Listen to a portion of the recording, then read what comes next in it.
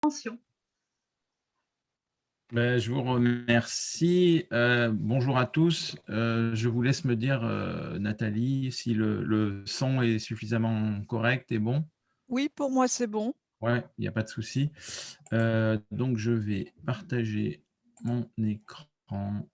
Tac, tac, c'est là.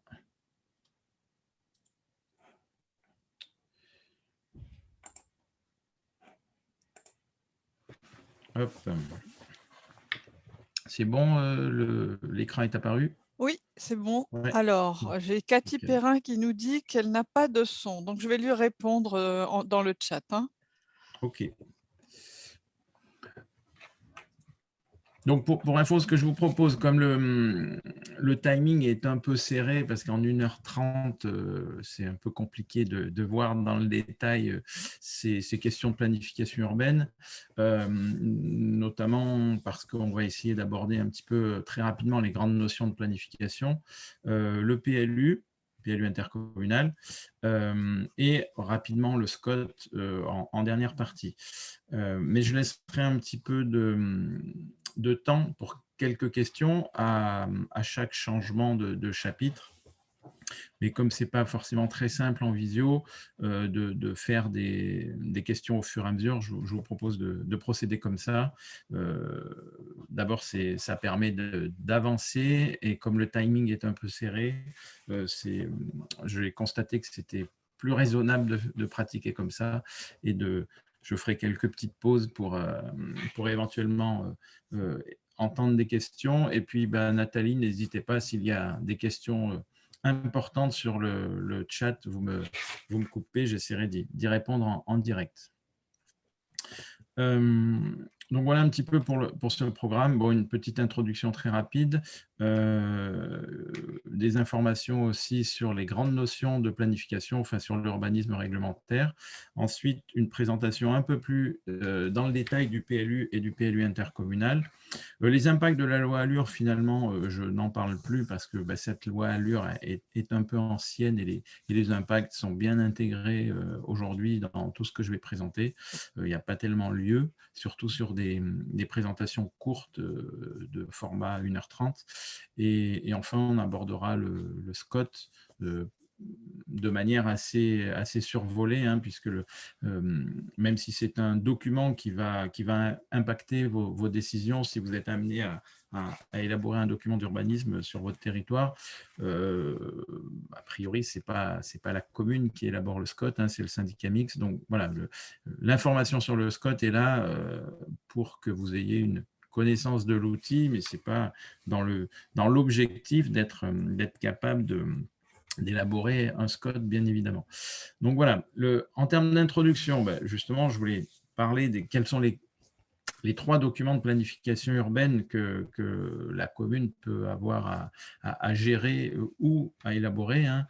Donc le schéma de cohérence territoriale, on va beaucoup parler par acronyme parce que ça va plus vite, mais voilà, le schéma de cohérence territoriale qu'on appellera le SCOT, qui relève de la compétence d'un syndicat mixte qui regroupe plusieurs EPCI ou communes. Ce syndicat mixte, on verra plus loin, hein, il est créé avec cet objectif-là, avec la compétence, hein, d'établir un SCOT, de le gérer, de le faire vivre. On exposera plus loin quel est l'intérêt du SCOT. Le SCOT a été créé par la loi SRU, hein, qui a maintenant un peu plus de 20 ans, la loi SRU de décembre 2000, avec pour objectif de rendre cohérents en fait les documents d'urbanisme locaux qui étaient établis à l'échelle communale.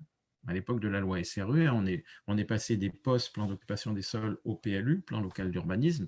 Et à cette époque, même si c'était une possibilité, c'était rarissime, nous n'avions que des documents d'urbanisme locaux communaux.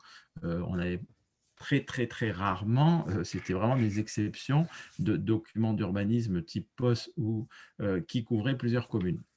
Donc, l'objectif du législateur, en créant le SCOT, en remplacement du SDO, hein, le SDO, le schéma directeur d'aménagement et d'urbanisme, le SCOT a vraiment été créé pour rendre cohérentes en fait les différentes politiques d'urbanisme et d'aménagement de chaque commune à l'échelle d'un territoire plus vaste que la commune.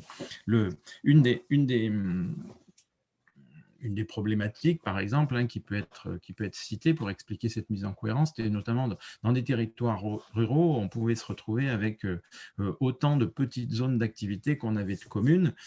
Et bien souvent, ces petites zones d'activité, elles consommaient de la surface, elles nécessitaient des équipements publics coûteux et elles étaient rarement toutes remplies parce que justement, il n'y avait pas eu des décisions à l'échelle du territoire, à l'échelle du bassin de vie pour définir l'enveloppe, le besoin en termes d'accueil d'activité économique. Bon, ça, c'est qu'un exemple, mais on peut donner l'exemple aussi des déplacements, des zones commerciales, de la protection des espaces, de la biodiversité, etc. Le schéma de cohérence territoriale a vraiment été créé pour ça, pour faire en sorte que les documents d'urbanisme qui se trouvent en dessous de son emprise aillent dans le même sens et soient réalisés de façon cohérente entre eux. Donc ça, c'est l'échelle supracommunale, le SCOT. Ensuite, à l'échelle communale, éventuellement intercommunale, on va trouver le PLU, plan local d'urbanisme, qui relève de la compétence de la commune ou de l'établissement public de coopération intercommunale, s'il est compétent. Alors, un troisième document doit être évoqué, hein, puisque si on parle de planification urbaine à l'échelle de la commune, il existe aussi le document carte communale qui relève, lui, uniquement de la compétence de la commune. Hein, il ne peut pas relever de la compétence de l'intercommunalité. C'est forcément une élaboration à l'échelle de la commune.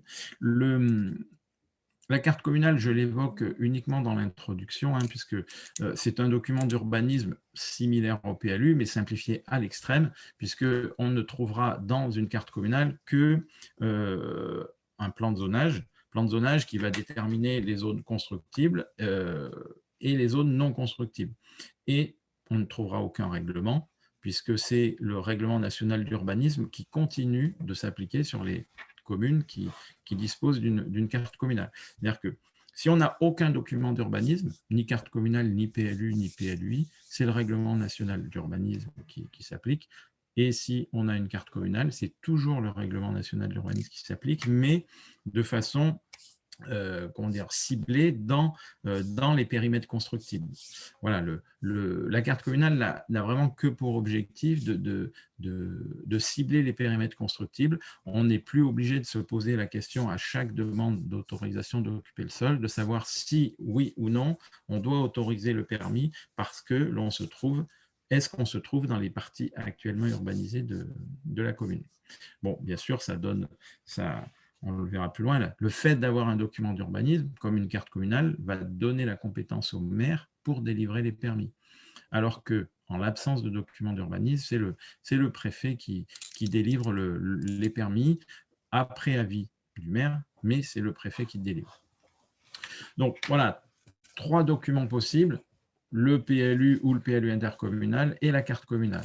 À l'échelle de la commune ou de l'intercommunalité, on a 3 documents possibles. Après, le SCOT que j'évoquais précédemment, c'est à une échelle supracommunale pour assurer la cohérence entre les documents d'urbanisme locaux que sont les PLU ou les PLU intercommunaux et les cartes communales. Alors, il est important d'avoir en tête que c'est la collectivité locale, que ce soit commune ou intercommunalité, qui décide librement de la mise en œuvre ou non d'un document d'urbanisme. Un document d'urbanisme n'est pas obligatoire. Et si on décide de mettre en place un document d'urbanisme, on choisira librement entre la carte communale ou le PLU, ou éventuellement le PLU intercommunal, en fonction des enjeux du territoire. C'est vraiment les enjeux du territoire qui vont dicter, qui vont vous aider à faire le choix du document d'urbanisme, sachant que la carte communale d'un côté, c'est un document très très simplifié, hein, pas de règlement, pas d'orientation d'aménagement et de programmation, pas de PADD, vraiment uniquement un zonage. Et à côté de ça, vous avez le PLU, qui est le document d'urbanisme le plus complet, avec règlement, orientation d'aménagement et de programmation, PADD, donc outil bien plus puissant qui vous permet d'orienter la constructibilité, la forme urbaine sur votre territoire. la carte communale ne permettra pas d'orienter la forme urbaine sur votre territoire, uniquement d'orienter la localisation des constructions. Bon, j'en termine un petit peu avec la carte communale, hein, mais voilà, il est important de savoir que ce document existe et qu'il est à la disposition de la collectivité si c'est l'outil qui paraît le plus adapté. Donc, même si on le verra plus loin, l'absence de documents d'urbanisme ou l'absence de SCOT génère des contraintes. On va le voir plus loin. Donc, bien souvent, ces contraintes sont telles qu'on est poussé à établir un document d'urbanisme ou à établir un SCOT. Mais, comme je le disais tout à l'heure, ces 3 documents, SCOT, PLU, carte communale, ne sont pas obligatoires. C'est vraiment la collectivité compétente qui va décider ou non de mettre en place ce document d'urbanisme. Alors, important aussi de bien avoir en tête que le schéma de cohérence territoriale et le PLU n'ont pas du tout le même objet, ni les mêmes vocations et n'ont pas la même portée juridique.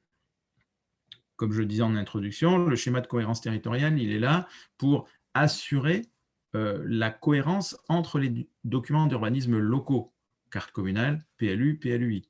Donc, sa vocation, c'est vraiment ça, c'est de au moment de l'élaboration des PLU ou des cartes communales ou des PLUI, il va s'imposer à ces documents dans un rapport de compatibilité. En tout cas, ces grandes orientations vont s'imposer à ces documents. En revanche, le SCOT, lui, ne s'oppose pas aux demandes d'occuper le sol, permis de construire, permis d'aménager, déclaration préalable.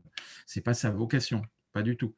Il est là pour assurer une cohérence. Les documents d'urbanisme locaux, en revanche, que sont PLU, PLUI, carte communale, ont une opposabilité directe aux demandes d'occuper le sol. Ils sont même établis dans cet objectif-là. Notamment un PLU qui contient un règlement. Ce règlement a vocation essentielle à être analysé et à dicter ses règles au permis de construire, au permis d'aménager, aux déclarations préalables, etc. Donc, on voit bien que dans un cas, on a un document supracommunal qui va s'imposer aux documents d'urbanisme locaux, et à côté, on a des documents d'urbanisme locaux qui, eux, s'imposent aux demandes d'occuper le sol. Donc, on voit bien qu'il y a 2 étages et il y a deux objets différents. Dans un cas, on est là pour assurer une cohérence sur les choix politiques d'urbanisme, et dans le cas des PLU et des cartes communales, on est là pour imposer des règles, imposer des orientations, des formes urbaines à des permis de construire, à des permis d'aménager, etc. Bon, et puis je rappelle, hein, le PLU ou la carte communale doit être compatible avec le SCOT, puisque le SCOT est là pour ça, justement pour imposer des orientations générales, pour assurer une certaine cohérence.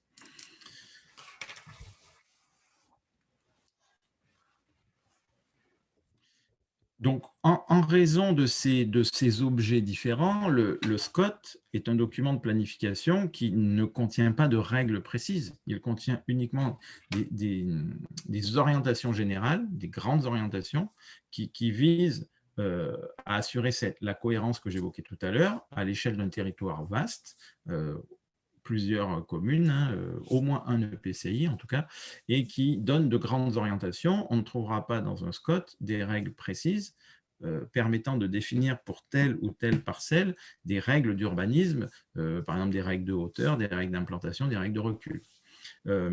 Alors que le plan local d'urbanisme, qu'il soit communal ou intercommunal, lui en revanche, il va porter des règles très précises, et à l'échelle de chaque parcelle, on doit être capable en lisant les différents documents du PLU, on va être capable de déterminer quelles sont les règles d'urbanisme précises concernant cette parcelle. Est-ce qu'on est constructible ou pas? Et si on est constructible, c'est pour quelle vocation, quel type de construction? Activité, habitat, commerce ou tout ensemble. Et puis, avec quelles règles? Quelle hauteur, quel recul, quelle forme urbaine, etc.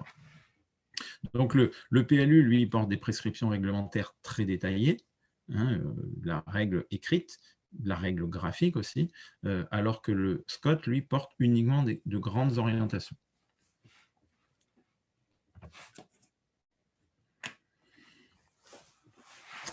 Alors évidemment, ils n'ont pas, bien sûr, vu qu'ils n'ont pas le même objet, ces deux documents, ils n'ont pas la même portée juridique non plus.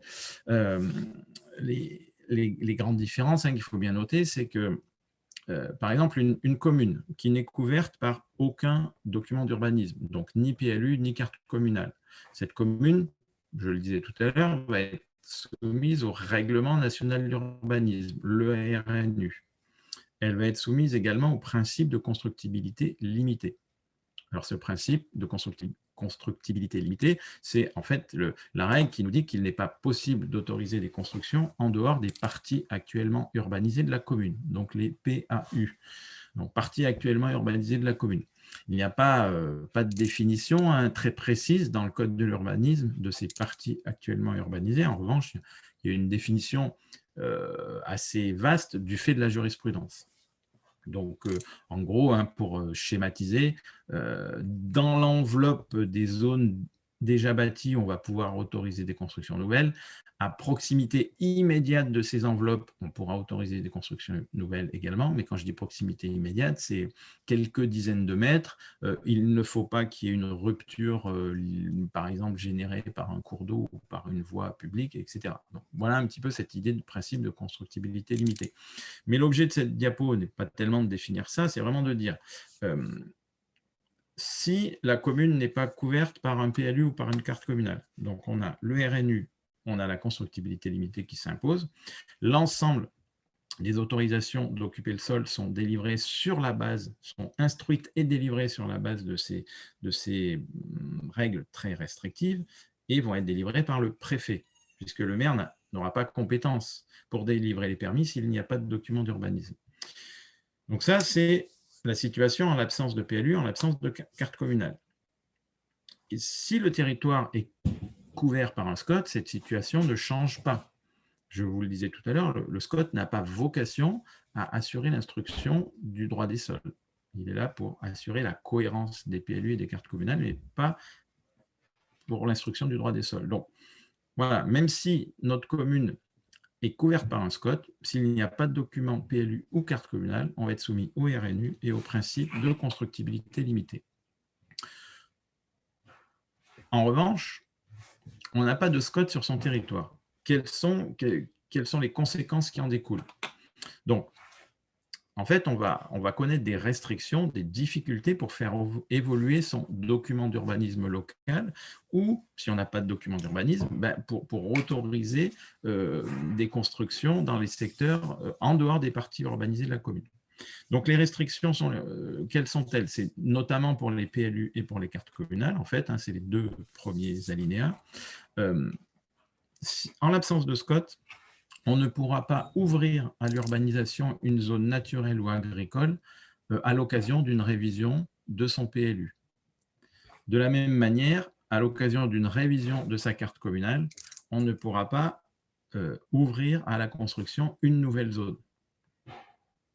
Donc ça, c'est le principe de base. Interdiction d'ouverture à l'urbanisation de nouvelles zones.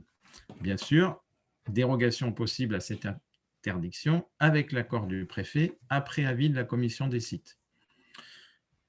Donc, dérogation possible, il faut savoir que, en tout cas dans la région où j'interviens, puisque je suis géomètre expert, mais j'aurais peut-être pu commencer par là, mon activité principale, c'est l'urbanisme, et j'élabore des PLU depuis une vingtaine d'années.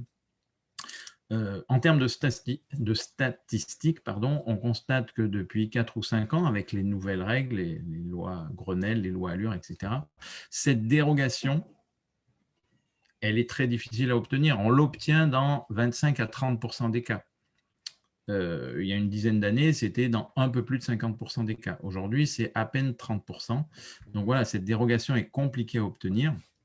C'est aussi un durcissement de la position des services de l'État, puis dans l'objectif en fait de contraindre les communes pour les obliger à se regrouper et à élaborer des SCOT.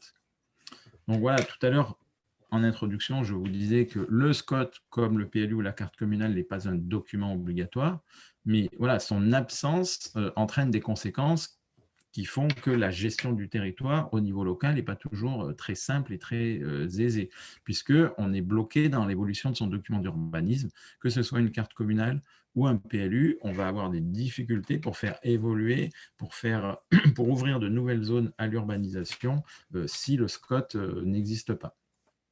Donc voilà, hein, j'espère que vous avez un peu bien cerné ces différences fondamentales. D'un côté, le SCOT, schéma de cohérence territoriale, qui, comme son nom l'indique, cohérence territoriale, il est là pour assurer la cohérence entre PLU, carte communale, donc entre les documents d'urbanisme locaux, et c'est son objectif unique. Les documents d'urbanisme locaux, quant à eux, PLU et carte communale, sont là pour, bien sûr, ils portent aussi un projet d'urbanisme sur votre territoire, mais ils sont là essentiellement pour permettre l'instruction des demandes d'autorisation d'occupation du sol. Claude, est-ce que je peux vous interrompre deux Oui, secondes? Est-ce oui, oui. que vous avez la possibilité de mettre le diaporama en mode présentation? Ah oui, alors attendez, affichage. Mode plein écran, en Oui, fait. c'est ça, ouais. Est-ce que c'est mieux? On va regarder, bah, je sais pas. Alors c'est, oui, alors oui, bien sûr. Je pense que Caroline G peut nous indiquer si c'est mieux, si c'est plus lisible pour vous. En tout cas, c'est beaucoup mieux, oui, ça c'est sûr. Oui, effectivement, c'est beaucoup mieux. Merci. Désolé, oui, j'y ai pas pensé au début. Donc, voilà, ça c'était une petite introduction pour permettre de poser les bases, hein, alors que certains d'entre vous, j'imagine, connaissent très bien si vous êtes élu pour un deuxième mandat ou plus. Mais voilà, pour les élus qui découvrent un peu, c'est vrai que ce n'est pas toujours évident de bien distinguer les choses entre le SCOT, le PLU intercommunal, la carte communale, etc. Donc voilà, je voulais poser ces bases. Après ces bases, il est important ensuite de connaître un petit peu les normes supérieures que le SCOT ou le PLU surtout devra respecter, en tout cas prendre en compte ou avec lesquelles il devra être compatible. Ensuite, je vais faire un petit focus sur cet article bien précis du Code de l'urbanisme, l'article L101-2, parce qu'en fait, c'est le cahier des charges. C'est le cahier des charges que devra respecter un PLU ou un PLU intercommunal. Bon, je mets cahier des charges entre guillemets, mais il me semble que c'est la meilleure illustration de cet article. Quand vous, commune, vous allez souhaiter réaliser une opération de construction ou d'aménagement urbain sur votre territoire, vous allez élaborer un cahier des charges que vous allez transmettre aux entreprises qui devront suivre ce cahier des charges.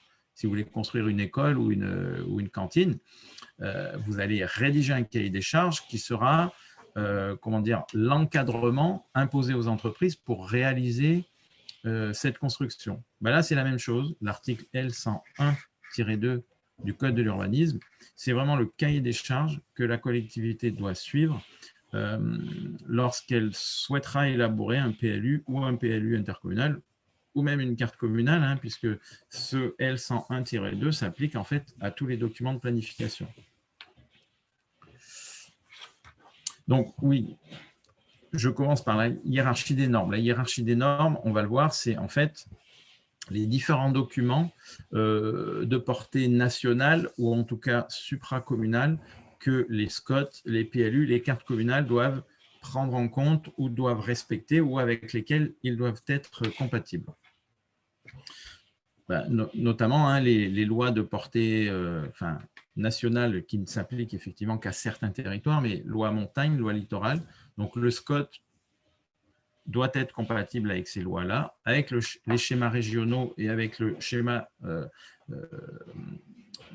directeur de la région Île-de-France, pardon, avec les schémas d'aménagement régionaux d'outre-mer pour les territoires d'outre-mer et avec le PADD de Corse pour ce qui concerne les SCOT réalisés en Corse. Bien sûr, avec les chartes des parcs naturels régionaux nationaux, avec les orientations des schémas directeurs d'aménagement et de gestion des eaux.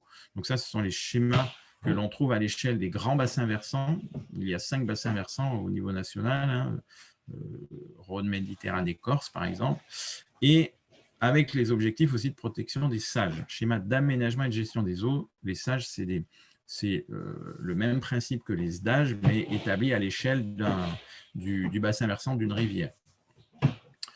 Le SCOT devra être compatible également avec les directives de protection et de mise en valeur des paysages, avec les plans de gestion des risques d'inondation et avec les zones de bruit des aérodromes. Donc ça, c'est un rapport de compatibilité et non pas de conformité. Hein. La différence est importante, on la verra un petit peu plus loin tout à l'heure. Le SCOT aussi aura l'obligation de prendre en compte un certain nombre de documents. Il devra prendre en compte le schéma régional d'aménagement, de développement durable et d'égalité des territoires, donc les SRADET. Je n'aime pas parler par sigle, mais bon, vous avez dû entendre parler de ce document sous l'appellation SRADET, donc schéma régional d'aménagement et de développement durable et d'égalité des territoires. Il devra prendre en compte également les schémas régionaux de cohérence écologique, donc plus connus par certains d'entre vous sous le nom de trame verte et bleue. Il doit prendre en compte aussi les programmes d'équipement de l'État, des collectivités territoriales et aussi les schémas régionaux des carrières. Alors, ce que j'ai mis en rouge, en fait, c'est ce que devaient prendre en compte les SCOT avant la réforme, puisqu'on le verra plus loin hein, à la fin de la présentation quand j'aborderai les SCOT. Le SCOT a subi une réforme récemment hein, par une ordonnance du 17 juin 2020 qui modifie son contenu et qui modifie aussi ses obligations de prise en compte. Donc, ce que j'ai mis en rouge, hein, c'est des documents que le SCOT n'aura plus à prendre en compte à l'avenir. Mais voilà, c'est pour les SCOT qui sont comment dire, prescrits, qui sont mis en route depuis le 1er avril. Tous les anciens SCOT, eux, ont dû prendre en compte ces documents tels que le schéma régional de développement de l'aquaculture marine, par exemple. Enfin, pour terminer avec cette hiérarchie des normes supérieures, on a vu les obligations de compatibilité, les obligations de prise en compte, et on a bien sûr l'obligation de respecter les principes énoncés aux articles L101-1 et L101-2 du Code de l'urbanisme. Donc, c'est pour ça qu'on va le voir tout à l'heure, hein, le contenu de ce L101-2, qui est le véritable cahier des charges qui s'impose à tout document d'urbanisme. Donc, on a vu pour le SCOT quelles étaient les normes supérieures qu'il devait respecter ou prendre en compte ou avec lesquelles il devait être compatible. On a le même système avec le PLU, sauf que ce système est simplifié lorsque le PLU se trouve dans un territoire couvert par un SCOT, puisque le SCOT va avoir, dans la mesure où le PLU va être compatible obligatoirement avec le SCOT, le PLU n'aura pas à être compatible avec tous les autres documents supérieurs au SCOT pour lesquels le SCOT aura démontré sa compatibilité. C'est l'intérêt aussi, un des autres intérêts du SCOT, c'est qu'il est là, il va intégrer en fait l'ensemble de ces documents, en tout cas en termes de compatibilité ou en termes de prise en compte. Donc le PLU derrière, à partir du moment où le PLU il est démontré qu'il est compatible avec le SCOT, il sera automatiquement compatible avec toutes les normes supérieures au SCOT. Donc le PLU, bon, voilà, ça simplifie un peu les choses. Il sera compatible avec le SCOT et automatiquement avec ce qui se trouve au-dessus, mais il devra aussi être compatible avec quelques autres documents plus locaux, le schéma de mise en valeur de la mer, si on se trouve dans un de ces schémas, avec le plan de mobilité, avec le programme local de l'habitat et avec les dispositions particulières aux zones de bruit des aérodromes. Enfin, le PLU devra prendre en compte le plan climat air énergie territoriale et le schéma départemental d'accès à la ressource forestière. Donc voilà ce qui doit, votre PLU, avec quoi il devra être compatible ou ce qu'il devra prendre en compte, ça c'est en présence d'un SCOT. En revanche, en l'absence de SCOT, le PLU devra démontrer qu'il est compatible ou qu'il a pris en compte l'ensemble des normes supérieures que l'on a évoquées précédemment pour le SCOT. Donc ça complique un petit peu la rédaction notamment du rapport de présentation du PLU, puisque c'est dans le rapport de présentation du PLU qu'on va trouver les explications, les justifications qui démontrent comment notre document d'urbanisme a pris en compte et est compatible avec tel et tel document supérieur. Donc, voilà un petit peu pour cette question de la hiérarchie des normes qui est importante à prendre en compte, hein, puisque c'est ce qui conditionne aussi la légalité du document d'urbanisme. Elle est liée aussi à au respect de cette hiérarchie des normes supérieures. Alors, pourquoi on s'arrête un petit peu sur cet article L101-2 du Code de l'urbanisme, hein, puisque je vous l'ai dit, c'est le cahier des charges que doit respecter tout document d'urbanisme local, que ce soit un SCOT, un PLU ou une carte communale. C'est aussi l'article qui, à une certaine époque, a permis l'introduction des notions de développement durable dans le Code de l'urbanisme, puisque cette notion de développement durable, hein, qui est un peu ancienne, elle a été introduite dans les différents codes en France et notamment dans le Code de l'urbanisme au fur et à mesure de l'évolution des textes. Et relativement récemment, hein, il y a un petit peu plus d'une dizaine d'années pour ce qui concerne le Code de l'urbanisme. Et cette introduction se trouve notamment dans cet article L101-2 qui s'impose au SCOT, au PLU, aux cartes communales. Donc, sur les 3 diapos qui vont suivre, j'ai reproduit de manière quasi intégrale cet article L101-2 parce qu'il a son importance, il est vraiment capital pour toute commune qui souhaite élaborer un document d'urbanisme, que ce soit un PLU ou un PLU intercommunal, voire même une carte communale. Donc, que nous dit cet article ?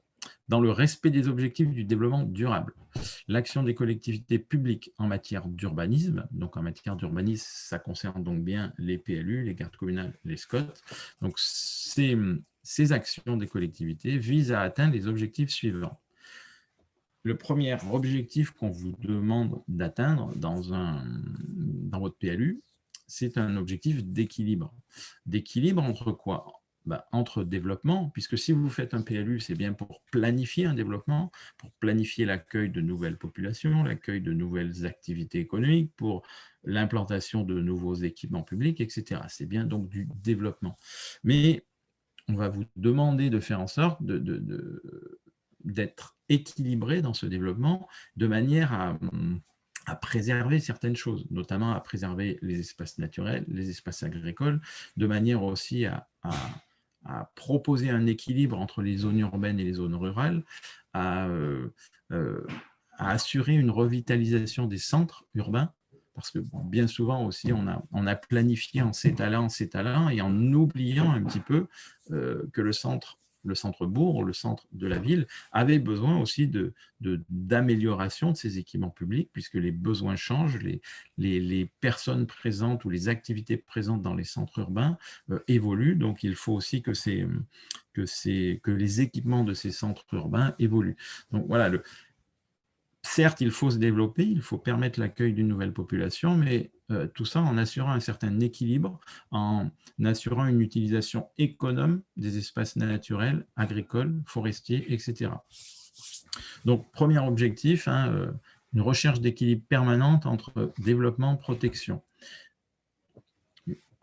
C'est aussi permettre d'assurer la diversité des fonctions urbaines, c'est-à-dire ne pas spécifier chaque quartier de la commune, ce qui était un petit peu le défaut qui était pratiqué à l'époque des POS. Hein. Tel quartier était voué à l'habitat, d'autres quartiers voués uniquement aux activités économiques ou uniquement aux activités commerciales, ou parfois des quartiers aussi uniquement voués aux équipements publics. Donc on avait vraiment une spécialisation des différents secteurs de la commune, ce qui nécessite un petit peu plus de besoin en équipement, notamment par exemple pour les parkings. Il n'y avait pas de mutualisation du stationnement si on a une mono-activité de tel ou tel quartier. Le fait d'avoir un mélange des fonctions, habitat, travail, commerce, loisirs, permet aussi une meilleure mutualisation des équipements publics, permet aussi de réduire les besoins en déplacement, puisque voilà, si chaque quartier de la ville a une vocation bien spécifique, on va se déplacer d'un quartier à l'autre pour pratiquer ces diverses activités. Donc, voilà, les actions en matière d'urbanisme doivent assurer la diversité des fonctions urbaines, la mixité sociale dans l'habitat, l'objectif étant de répondre à l'ensemble des besoins de toutes les catégories de population. Votre document d'urbanisme doit prévoir les capacités de construction suffisantes pour satisfaire aux besoins en matière d'habitat, mais aussi en matière d'activité économique, en matière d'activité touristique, sportive, culturelle, etc., etc. Donc, vous devez aussi veiller à assurer en fait une diminution des obligations de déplacement. Donc voilà, développement, mais tout en essayant de limiter les besoins en déplacement, en limitant la consommation d'espace. Donc là aussi, on voit qu'on est dans une recherche d'équilibre qui n'est pas toujours simple à obtenir. Hein. Ici aussi, hein, si je reviens sur cette première notion d'équilibre, c'est pas évident d'assurer cet équilibre et puis de savoir vis-à-vis de la loi à quel moment on est dans cet équilibre ou à quel moment on le dépasse, ou on est en dehors. Puisque le respect de cet article qui est dans la partie législative du Code de l'urbanisme est essentiel pour assurer la légalité de votre document d'urbanisme. Elle est essentielle, mais elle n'est pas toujours évidente à respecter, puisqu'on voit que des notions contradictoires sont présentes. Hein. De toute façon, chaque fois qu'il est question d'équilibre, un équilibre, c'est souvent instable et c'est rarement stable. Donc voilà, il y a une difficulté pour vous d'assurer la légalité de votre document parce que cet article L101-2 est assez complexe. En tout cas, les objectifs qu'il vous assigne en tant que cahier des charges sont pas toujours simples à atteindre, puisqu'on a parmi ces objectifs certaines choses qui sont parfois un petit peu contradictoires. Mais voilà, c'est la difficulté de trouver, de rechercher un équilibre et surtout de trouver une cohérence dans vos actions. Et on le verra un petit peu plus loin dans le contenu du rapport de présentation du PLU. Un des points essentiels, c'est de justifier vos choix et d'expliquer en quoi vos choix répondent à ce cahier des charges contenu dans l'article L101-2 qui porte un certain nombre de notions parfois contradictoires entre elles.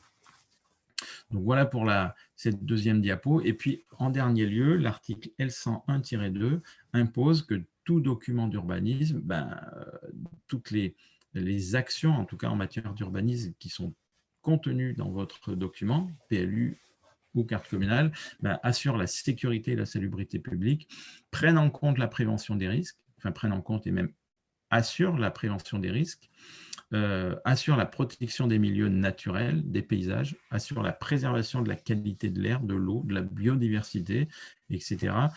Prennent en compte aussi les objectifs de préservation, de remise en bon état des continuités écologiques, donc les trames vertes et bleues. Lutte contre le changement climatique. Donc voilà, c'est là où, quand je dis qu'il y a des notions un peu contradictoires, l'objectif, c'est de se développer, hein, puisque l'article est clair. Vous devez assurer, prévoir les capacités de construction suffisantes pour satisfaire aux besoins en matière d'habitat, d'activité économique, etc. Et ça, c'est une obligation, mais parallèlement, vous devez aussi lutter contre le changement climatique. Donc, c'est réduire les besoins énergétiques, réduire les besoins de déplacement, réduire le gaspillage énergétique, etc., etc. Et tout ça doit être contenu dans un document d'urbanisme. Donc, voilà, cet article, il est capital, il doit être respecté. En tout cas, votre urbanisme doit faire en sorte de respecter cet article-là, et on le voit bien, hein, c'est une recherche d'équilibre entre des notions forcément contradictoires. Hein, si je schématise, d'un côté, il y a le développement et de l'autre côté, il y a la préservation. Il faut trouver le bon équilibre entre développement pour répondre aux besoins des populations actuelles et futures, mais aussi tout en assurant la protection des espaces, des milieux, de l'air, de l'eau, etc. Donc voilà, l'état d'esprit dans lequel vous devez vous positionner en élaborant ou en révisant un document d'urbanisme, c'est ce cahier des charges porté par l'article L101-2. Faute de quoi, votre document d'urbanisme risque d'être reconnu illégal en cas de recours des tiers ou recours, voire même de recours du préfet, lorsqu'il va mettre en œuvre son contrôle de légalité à la fin de la procédure de révision ou d'élaboration du document. Je me permets une petite pause avant de passer à la présentation plus détaillée du PLU, au cas où il y ait des questions. Alors, quand je suis en mode plein écran, si je Alors, dois... moi, je n'en vois pas, mais on va peut-être pendant quelques minutes ouvrir les micros pour ceux qui auraient des questions à ce stade de la présentation. Et s'il n'y en a pas, on peut tout aussi bien continuer. Écoutez, je continue et je surveillerai s'il y a des questions sur le chat. Donc, on va rentrer dans le détail du contenu et de la présentation du PLU avec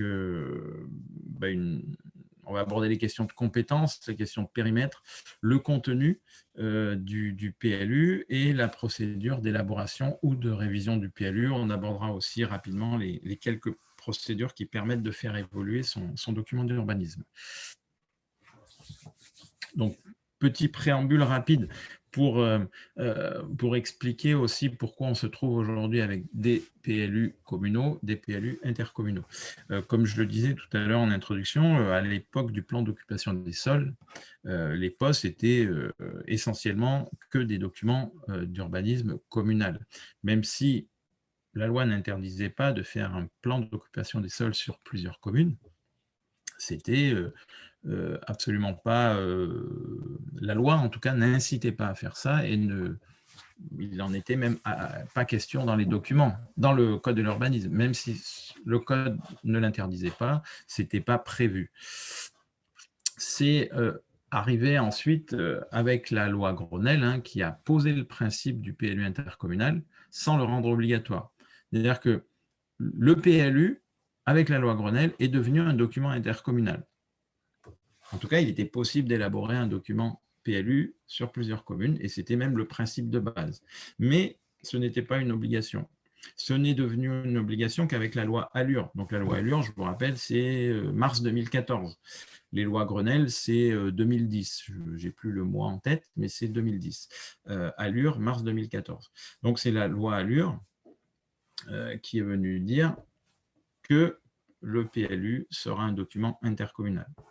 Donc, elle a rendu cette compétence obligatoire pour tous les EPCI, donc pour tous les établissements publics de coopération intercommunale, sauf si une minorité de blocage s'y oppose.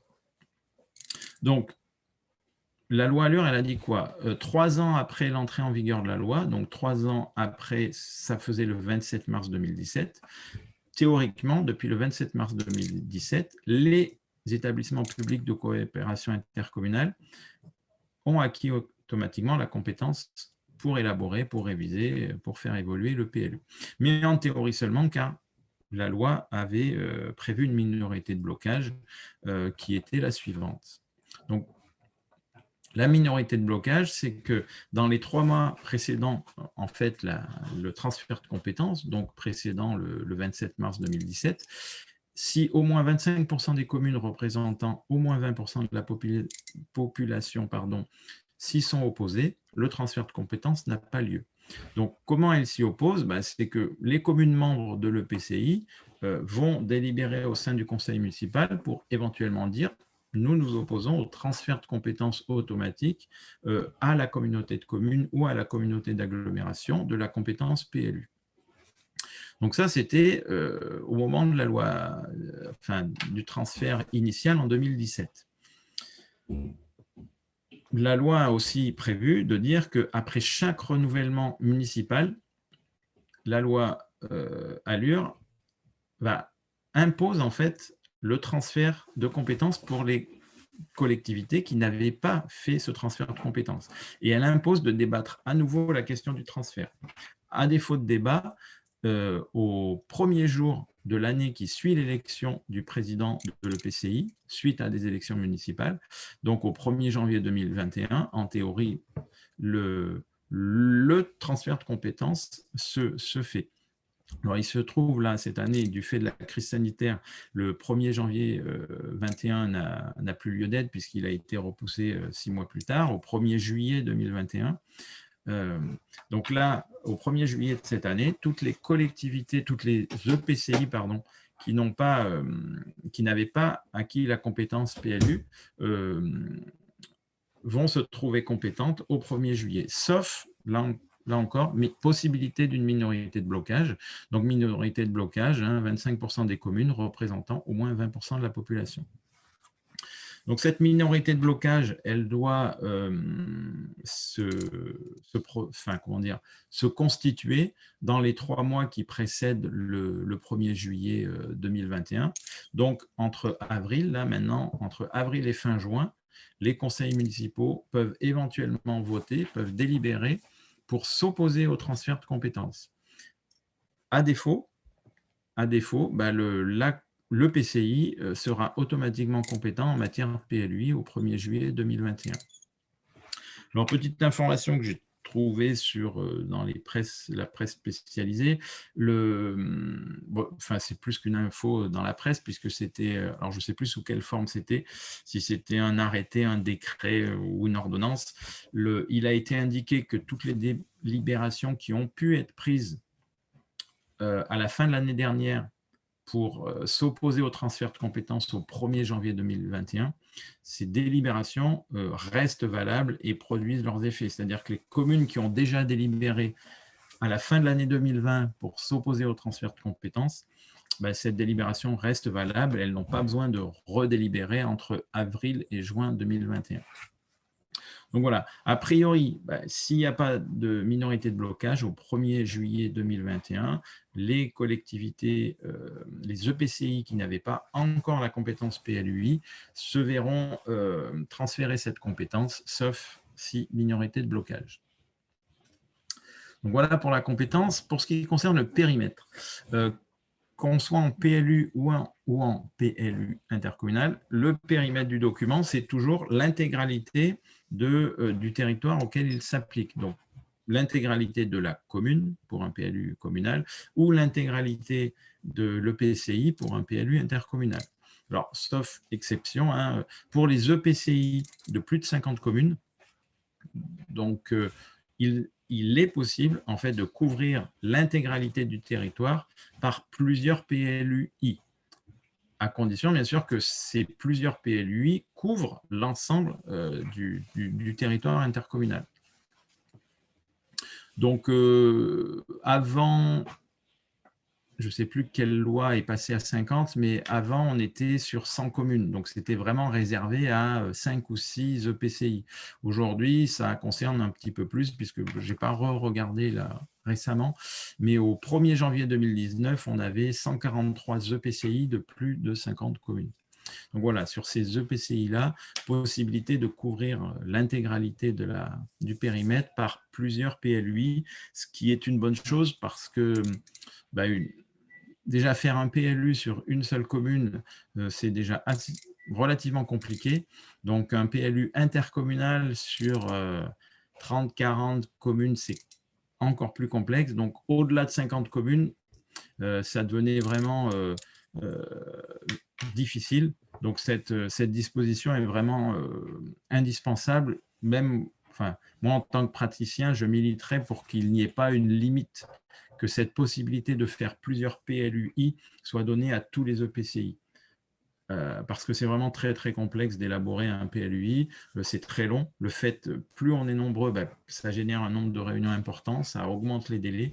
Et puis parfois, le PCI est tellement vaste que l'homogénéité entre les communes est absente, donc ça rend complexe la rédaction d'un PLU unique pour un territoire très hétérogène. Mais bon, voilà, ça c'est un commentaire personnel. Donc le périmètre, on l'a vu, la compétence, on vient d'en parler. Si la compétence pour élaborer le PLU intercommunal, c'est uniquement pour des établissements publics de coopération intercommunale qui ont acquis la compétence en matière de PLU. La compétence pour élaborer un PLU communal, c'est uniquement pour les communes qui sont situées en dehors d'un EPCI qui a pris la compétence. Sinon, vous êtes, vous, commune, à l'intérieur d'une intercommunalité qui a pris la compétence, vous n'avez plus aucun pouvoir en matière de PLU. même en matière d'évolution. C'est-à-dire modifier, faire une simple modification sur le document d'urbanisme communal qui existe aujourd'hui, vous ne pourrez plus le faire à partir du 1er juillet 2021 si votre intercommunalité a pris la compétence. La moindre modification sera du pouvoir du conseil communautaire.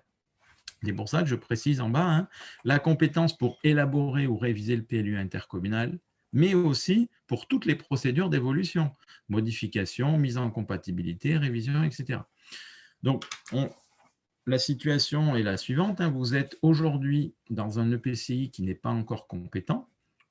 Au sein de cet EPCI, il y a, je ne sais pas, une quinzaine de communes qui ont un PLU communal. À partir du 1er juillet 2021, ce PLU communal sera géré par l'intercommunalité. Et ce PLU communal disparaîtra le jour de l'approbation d'un PLU intercommunal. Mais en attendant ce PLU intercommunal, votre PLU communal n'est plus dans vos mains. Il est dans les mains du conseil communautaire qui, pour la moindre évolution, sera compétent.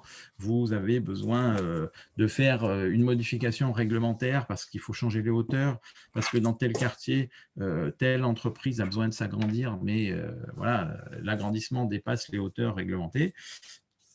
Il faut aller voir le conseil communautaire qui doit enclencher une modification. Alors même si aujourd'hui, pour des petites modifications très simples, vous pouvez, vous, conseil municipal, déclencher cette procédure, mais il n'empêche que c'est bien le conseil communautaire qui va la conduire, qui va l'approuver. Donc voilà, un petit peu de lourdeur, surtout si votre PCI ne fait pas des conseils communautaires très très fréquemment, ce qui est le cas par exemple dans le secteur où j'interviens. On a un conseil communautaire tous les 2 mois et demi. Voilà, une procédure courte comme une modification qui, normalement, peut être conduite et réglée en 6 mois. Ça, c'est la vérité quand un conseil municipal peut se réunir de manière très souple, très rapidement.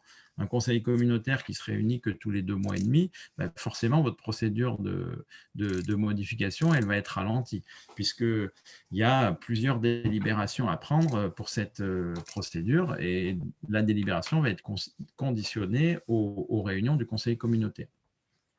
Donc voilà, la moindre action sur le document d'urbanisme, elle relève de la compétence de celui qui a la compétence en matière de PLU, commune ou intercommunalité, mais ce n'est pas les deux. En revanche, même si la compétence elle a été transférée à l'intercommunalité, c'est toujours monsieur le maire qui continue à délivrer les permis. Donc, si vous êtes dans un EPCI qui a la compétence PLU intercommunale, l'EPCI élabore le PLU, et vous, monsieur le maire ou madame le maire, vous délivrez les permis. Et vous les délivrez sur la base d'un PLU intercommunal que vous n'avez pas forcément élaboré, vous, puisque c'est le conseil communautaire qui l'aura élaboré. Mais voilà, vous devez vous plier à ce PLU intercommunal pour délivrer les permis. Alors, il existe une possibilité, hein, bon, je crois qu'elle est très rarement utilisée, mais il est tout à fait possible de demander le transfert de compétences aussi pour la délivrance des permis pour que ce soit le président du conseil communautaire qui délivre. C'est une possibilité. Jusqu'à présent, je n'ai pas encore entendu dire qu'elle ait été mise en œuvre, mais voilà, c'est une possibilité. Mais sinon, la règle de base, PLU intercommunal, mais délivrance des permis par le maire de la commune.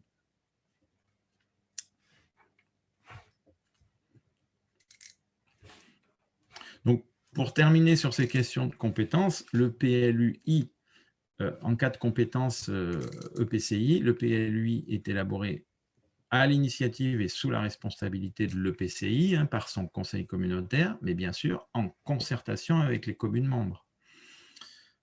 C'est-à-dire que lors du lancement d'une procédure d'élaboration ou de révision, on aura bien sûr la première délibération qui fixe les objectifs poursuivis, et puis une deuxième délibération qui va fixer les modalités de concertation entre l'EPCI et ses communes membres.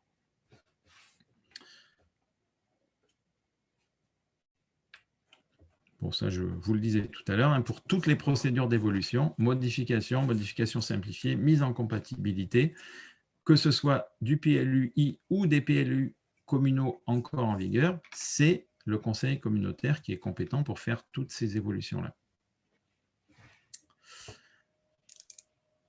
là, je présente les quelques petites différences en termes de contenu, puisqu'on va aborder maintenant le contenu en fait, du PLU ou du PLU intercommunal. Le PLU intercommunal, c'est un PLU, c'est exactement la même chose. Donc, il a le même contenu, la même procédure d'élaboration, de révision, etc. Les seules petites différences, c'est que le PLU intercommunal peut éventuellement, si c'est souhaité, ce n'est pas une obligation, le PLU intercommunal peut intégrer le programme local de l'habitat, PLH. Il peut également intégrer aussi le plan de déplacement urbain, mais à condition que le PCI qui élabore ce PLU intercommunal soit également autorité organisatrice des transports urbains. S'il est fait le choix d'intégrer le PLH ou le PDU ou les deux, en fait, ces deux documents vont être intégrés dans le PLU par l'intermédiaire de l'ensemble des pièces du PLU, donc rapport de présentation, règlement, OAP, etc., mais aussi d'un nouveau document créé par la loi Allure qu'il faudra rajouter au PLUI qui s'appelle le programme d'orientation et d'action. En fait, ce programme d'orientation et d'action va regrouper l'ensemble des orientations et des actions que l'on trouve d'habitude dans le PLH ou dans le PDU. Voilà, seule petite différence entre le PLU et le PLU intercommunal qui sont c'est le même document. Dans un cas, on s'applique au territoire communal. Dans l'autre cas, on s'applique au territoire intercommunal. Mais le document est identique à cette petite exception près d'intégration possible du PLH ou du plan de déplacement urbain.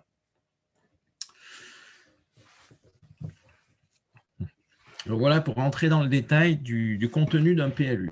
On a 4 pièces obligatoires. Bon, en plus des annexes, mais on a 4 pièces essentielles qui sont toutes obligatoires. Hein. Le rapport de présentation, le projet d'aménagement et de développement durable, PADD, les orientations d'aménagement et de programmation et le règlement. Règlement qui contient 2 composantes, une composante graphique et une composante écrite. J'ai mis en face de ces 4 documents, en fait, le déroulé de la démarche de projet qui permet d'établir, de construire un document d'urbanisme PLU ou PLU intercommunal.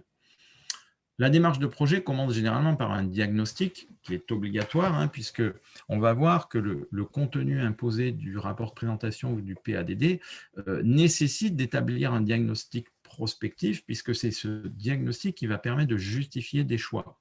Or, tous les choix que l'on fait dans le cadre d'un document d'urbanisme, et notamment dans le cadre d'un PLU, doivent être justifiés dans le rapport de présentation. Donc voilà, la démarche de projet, généralement, elle commence par le diagnostic, qui doit être prospectif, hein, puisqu'on doit se projeter dans les quelques années à venir pour savoir vers où on veut emmener ce territoire, et vers où on veut l'emmener. Ça, c'est décrit dans le cadre d'un document politique, hein, dans le cadre d'un projet d'aménagement, qui va s'appeler projet d'aménagement et de développement durable, qui expose en fait les choix politiques de la municipalité en termes de développement et d'urbanisme. Ce choix politique, pour le mettre en œuvre, on va l'encadrer par des outils réglementaires que sont les OAP et le règlement.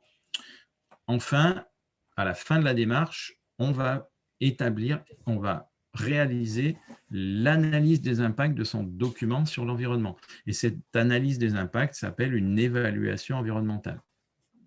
Donc voilà un petit peu pour la démarche de projet. En parallèle, on a nos différents documents. Donc le rapport de présentation qui va exposer le diagnostic, qui va justifier les choix retenus et qui va contenir l'évaluation environnementale du PLU.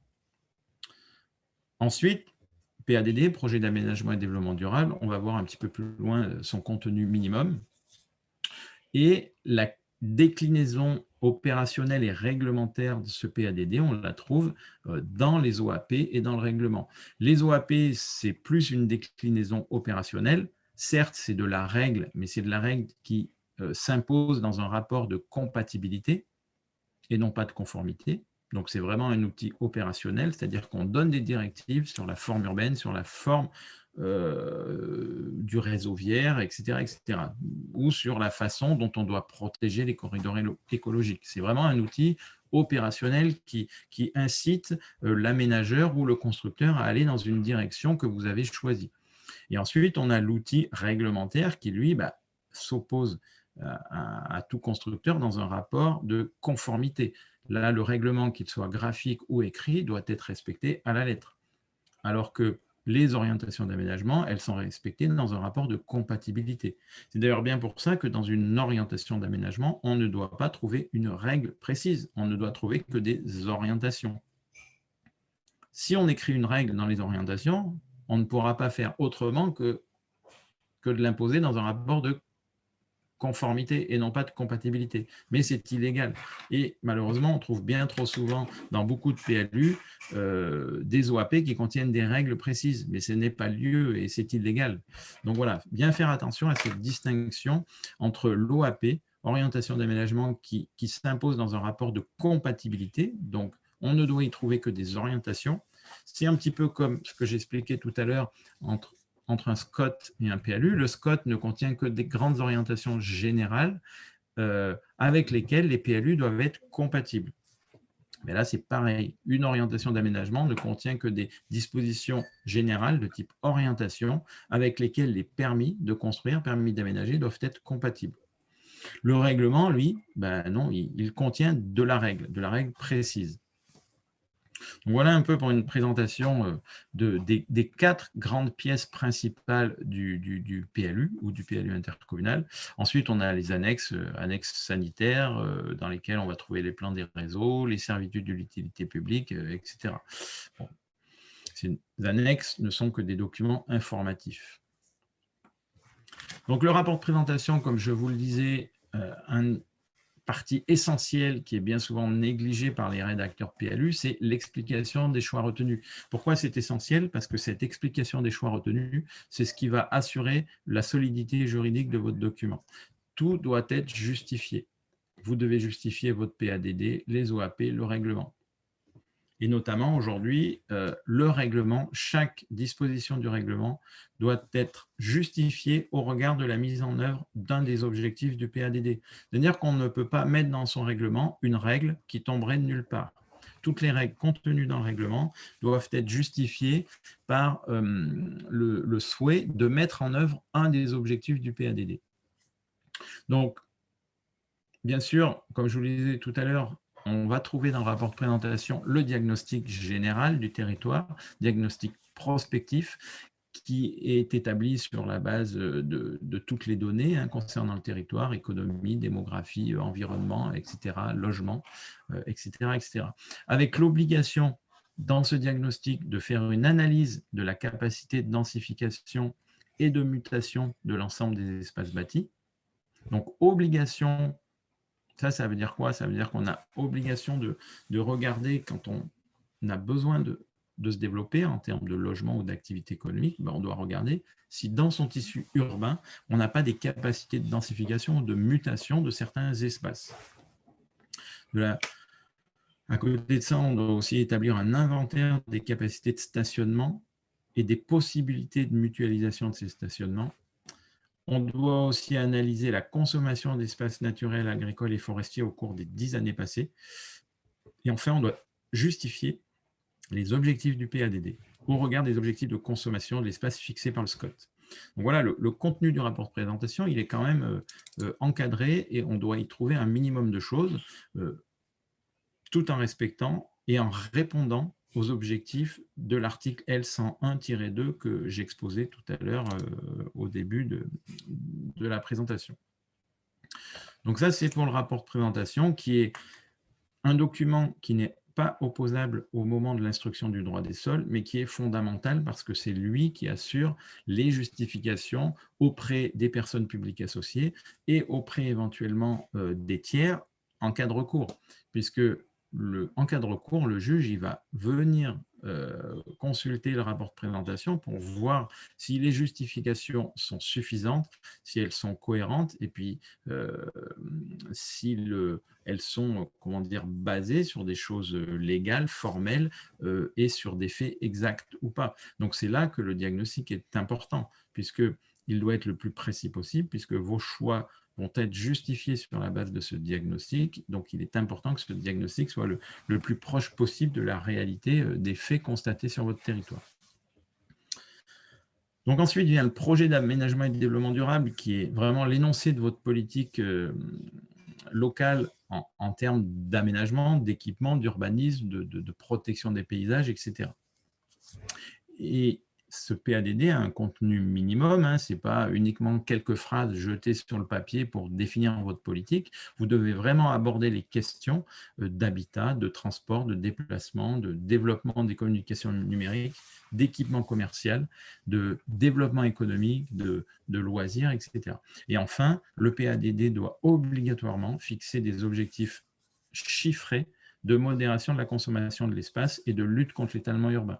Donc, on doit trouver dans votre PADD des chiffres précis de comment vous allez réduire la consommation d'espace par habitant ou par logement ou par emploi aussi, etc. Et quels sont les outils que vous avez mis en œuvre dans vos OAP et dans votre règlement pour atteindre ces objectifs chiffrés de réduction de consommation foncière et de lutte contre l'étalement urbain. Voilà, c'est vraiment un document essentiel qui va être le fil conducteur de votre PLU et duquel va découler en fait les orientations d'aménagement et le règlement. Donc les orientations d'aménagement, en fait, c'est, comme je vous le disais tout à l'heure, c'est vraiment la mise en œuvre opérationnelle de votre projet d'urbanisme, puisque vous allez pouvoir orienter la façon dont les opérateurs privés constructeurs, aménageurs vont investir tel ou tel quartier ou tel secteur constructible. Donc, vous allez pouvoir indiquer des formes urbaines, vous allez pouvoir aussi indiquer quelles actions ils devront mettre en œuvre pour préserver l'environnement, préserver la qualité du paysage, préserver la qualité d'une entrée de ville, par exemple, les actions qu'ils devront mettre en œuvre aussi pour assurer la continuité des cheminements doux, par exemple. Enfin, tout est possible. Une OAP, c'est vraiment libre. C'est quels critères voulez-vous imposer à tel aménagement dans tel secteur. Et il n'y a pas de forme comment dire, imposée. Le code de l'urbanisme n'impose pas de faire un schéma ou n'impose pas de faire du texte. L'OAP, ça peut être soit du texte, soit du schéma, soit les deux. La seule chose qui vous est imposée, c'est que l'orientation doit rester une orientation et ne doit pas être une règle précise.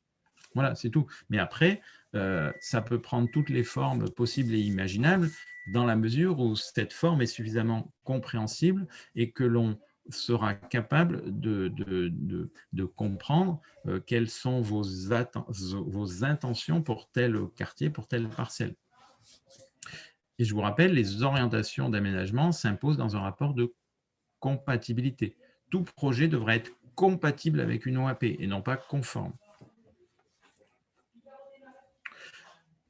Le règlement, il va comprendre deux composantes. Une composante graphique, qu'on appelle plan de zonage, mais bon, c'est la partie graphique du règlement, et une partie écrite. Alors, la partie graphique, elle va définir en fait un certain nombre de zones qui vont être regroupées en 4 grandes familles. Vous avez d'abord les zones urbaines, ensuite les zones à urbaniser, et enfin les zones agricoles et les zones naturelles. Bon, les zones agricoles et naturelles, c'est pour toute la partie rurale du territoire, et pour la partie urbaine du territoire, on va trouver soit les zones urbaines, soit les zones à urbaniser. Et le code de l'urbanisme donne une définition très précise de chacune de ces zones. Les zones urbaines qui sont constructibles, c'est les secteurs déjà urbanisés, qu'ils soient équipés ou non.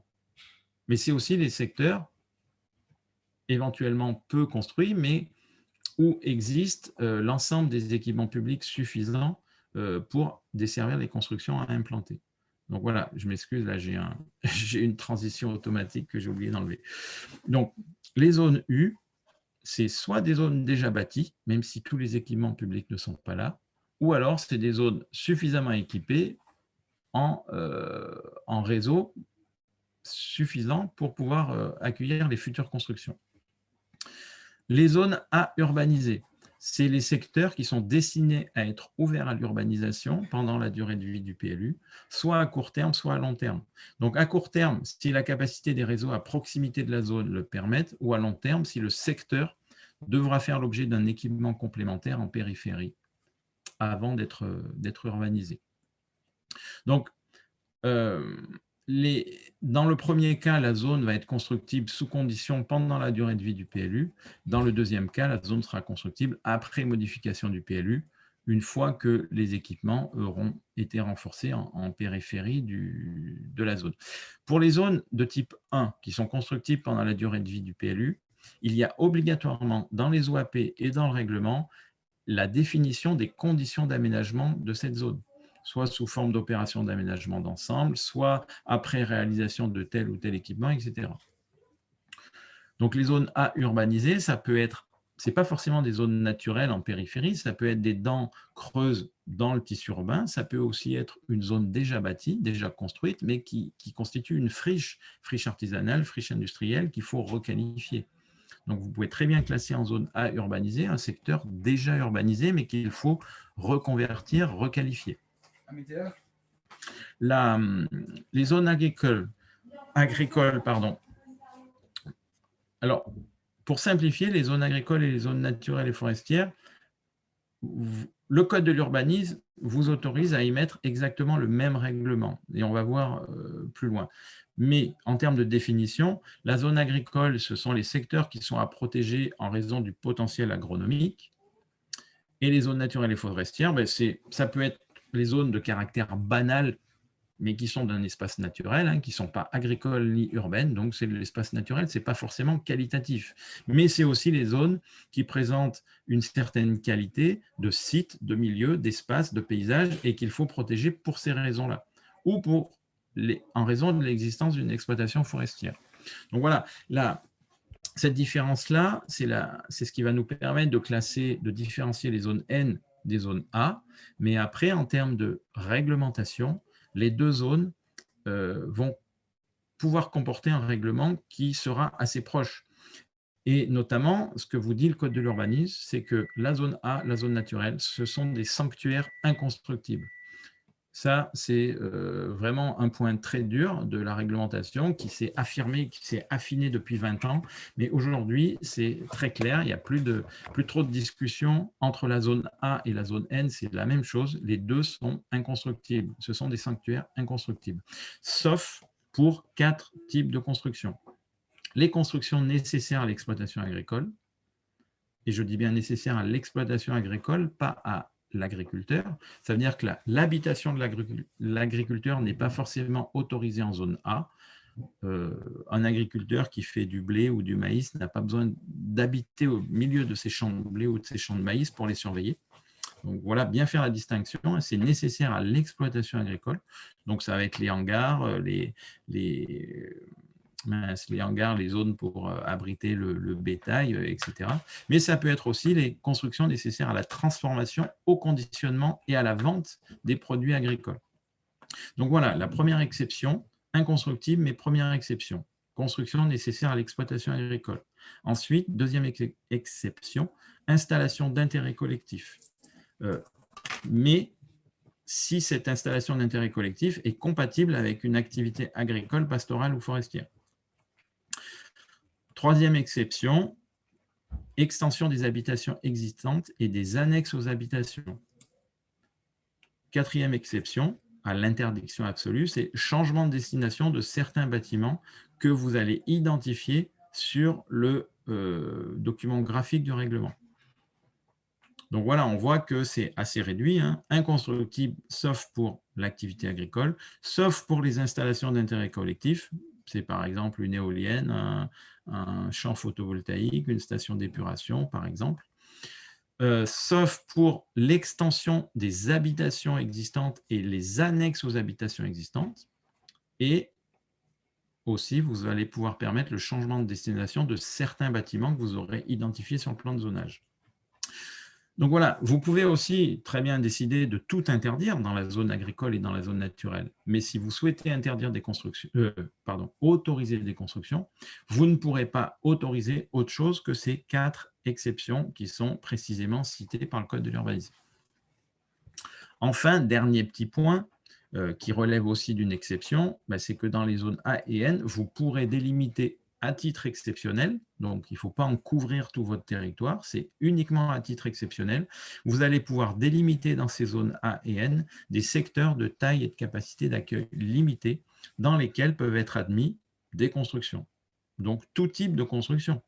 Donc ça peut être, on va appeler ça des STECAL, hein, secteurs de taille et de capacité d'accueil limitée. Dans un STECAL, ça va permettre d'autoriser, par exemple, si vous avez une activité industrielle ou artisanale qui est déjà présente dans votre zone agricole ou naturelle, afin de permettre la pérennisation de cette activité, vous allez créer un secteur de ce type-là dans lequel vous allez autoriser les constructions de type artisanal ou industriel. Voilà, ça peut servir à beaucoup de choses, mais ça ne doit servir que pour des activités existantes. C'est bien ça le caractère exceptionnel. Et ça ne peut pas être créé, comment dire, à l'occasion d'une révision, en se disant, là, il y aura peut-être un projet. Non, il faut qu'il y ait quelque chose déjà existant pour créer le secteur de taille et de capacité d'accueil limitée. Sinon, le caractère exceptionnel ne sera pas démontré et il ne sera pas légal. Donc, voilà un petit peu pour la définition des 4 types de zones et des contraintes qui sont imposées aux zones A et N. Donc, ça, c'était pour la partie graphique du règlement. Et de cette partie graphique va découler une partie écrite, hein, la règle proprement dite, qui va être différente pour chacune des types de zones. Alors oui, je reviens un petit peu en arrière. Là, je vous ai dit qu'il y a 4 grands types de zones. Mais à l'intérieur de chacune de ces zones, vous allez pouvoir faire des subdivisions. Toutes les zones U ne seront pas les mêmes pour des raisons de forme urbaine ou pour des raisons de type de construction à accueillir. Donc, vous allez avoir de la zone UA, UB, UC, UD, etc. De la même manière, les zones A urbanisées, vous allez en avoir de plusieurs sortes. Vous pouvez avoir des zones A urbanisées qui sont de la requalification. Vous allez peut-être avoir des zones urbanisées qui vont être de la construction nouvelle à 100%. Et puis, il peut y en avoir certaines qui vont être vouées à de l'habitat, d'autres à de l'activité économique, etc. Donc, à l'intérieur de ces zones-là, vous allez avoir plusieurs zones AU, plusieurs zones A aussi. Vous allez avoir peut-être des zones A spécifiques parce qu'il y a du pastoralisme pour lequel il faut autoriser des constructions spécifiques. Enfin, voilà. Donc, 4 grands types de zones, mais il peut y avoir beaucoup plus de déclinaisons. Et pour chacune des zones que vous aurez déclinées sur votre document graphique, vous allez rédiger un règlement bien spécifique, adapté à la zone, aux objectifs de cette zone, aux protections que vous voulez imposer dans cette zone, etc. Donc, je suis revenu dans le mauvais sens. Donc, dans le règlement, vous allez pouvoir fixer tout un ensemble de règles. Alors, je dis bien, il peut fixer, puisque ce n'est pas obligatoire. Hein. Le règlement peut très bien ne pas aborder ces questions-là. Les seules règles qui sont obligatoires dans un règlement, c'est les règles concernant les reculs par rapport aux voies et emprises publiques et les reculs par rapport aux limites séparatives. Toutes les autres règles du règlement sont facultatives.